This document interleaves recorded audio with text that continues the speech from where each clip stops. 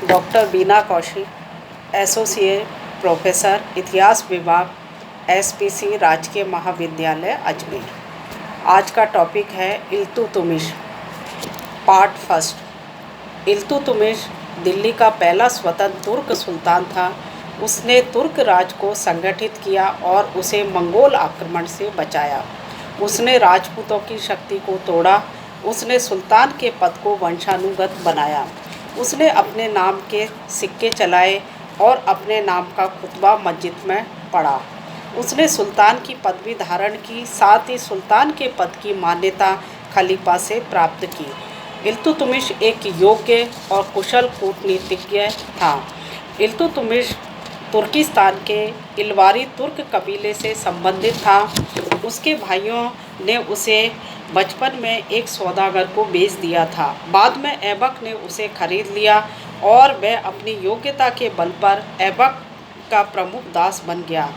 वीरता से प्रभावित होकर गौरी ने ऐबक को उसे दासता से मुक्त करने का आदेश दिया। बाद में ऐबक ने उसे अपना दामाद बनाया।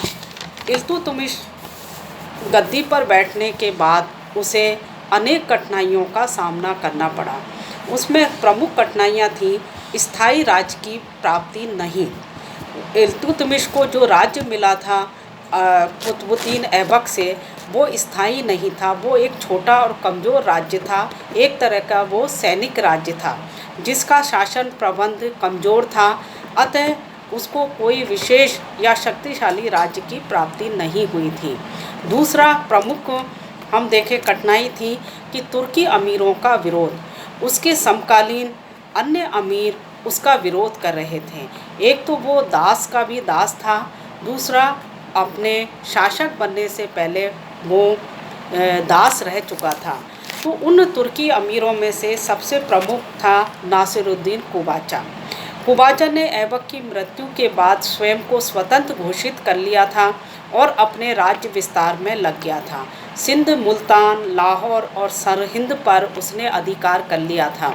ऐबक का बहनोई होने के नाते वह ऐबक के राज्य का उत्तराधिकारी होने का दावा कर रहा था। तो इल्तुतमिश के समय एक महत्वपूर्ण प्रतिद्वंदी नासिरुद्दीन कुबाचा था। दूसरा था ताजुउद्दीन याल्दोज। ऐबक की मृत्यु के बाद ताजुउद्दीन याल्दोज ने स्वयं को भारत का शासक घोषित किया और अपनी अधीनता में इल्तुतमिश को शासन करने के लिए कहा और अधीनता सूचक चिन्ह, छत्र और पोशाक भी इल्तुतमिश के दरबार में भेजे। तो ये दो प्रमुख प्रतिद्वंदी थे जो कि इल्तुतमिश के दिल्ली की गद्दी पर बैठने के बाद उसके सामने एक चुनौती बनकर उभर रहे थे। अगला कठिनाई है कि खिलजी अमीरों का विरोध। ऐबक की मृत्यु के बाद बंगाल राज्य पुनः स्वतंत्र हो गया था। हिसामुद्दीन ऐवाज बंगाल का शासक बना। उसने बिहार, कामरूप, जाजनगर, तिरहुत आदि पर अधिकार कर लिया और अपने साम्राज्य का विस्तार करने लगा। इल्तुतमिश के लिए ये भी एक खतरा था क्योंकि बंगाल एक धनी संपन्न राज्य था।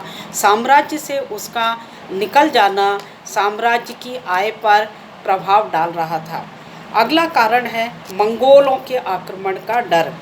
भारत की उत्तर पश्चिमी सीमा पर मंगोलों ने आक्रमण का डर इल्तुतमिश के सामने उपस्थित हुआ।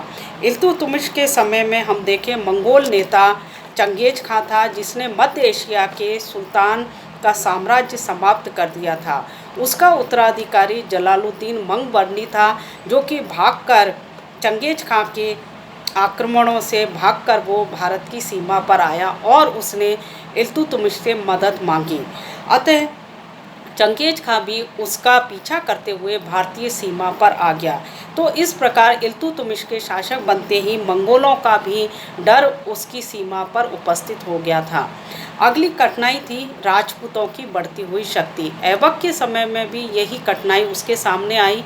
ऐबक ने के समय कुछ राजपूतों पर उसने हम कहें एक तरह से अधिकार किया, परंतु राजपूत पूरी तरह से समाप्त नहीं हुए थे। ऐबक की मृत्यु के बाद में राजपूतों ने जालौर, रणथंभौर, कालिंजर, ग्वालियर आदि स्थानों से तुर्कों को बाहर निकालना प्रारंभ कर दिया था। अनेक राजपूतों ने कर देना बंद कर दिया था, जो इल्तुतमिश के लिए एक बहुत बड़ी चुनौती थी कि उत्तर भारत में बिना राजपूत शक्ति को दबाए वो अपना शासन नहीं चला सकता था। अगली कठिनाई थी कि कमज़ोर राज्याधिकार की प्राप्ति। इल्तुतमिश प्रारंभिक समय में दास था, अतः इस्लामी कानून के अनुसार दास सुल्तान नहीं बन सकता, इसलिए मुस्लिम वर्ग भी उसका विरोध कर रहा था। तो उसका राज्याधिकार ही कमज़ोर था, अतः वो राज्य में शांति व्यवस्था और अपने आदेशों को मनवाने के लिए उसके लिए शक्तिशाली होना और तुर्की अमीरों का दमन करना उसके लिए प्रमुख कारण बन गया था। इस टॉपिक के संबंध में कुछ क्वेश्चन है कि पहला, इल्तुतमिश के प्रारंभिक जीवन का उल्लेख कीजिए। दूसरा, इल्तुतमिश के सामने प्रमुख कठिनाइयाँ कौन कौन सी थी उनका वर्णन करिए। इल्तुतमिश के दो प्रमुख विरोधी अमीरों का वर्णन कीजिए।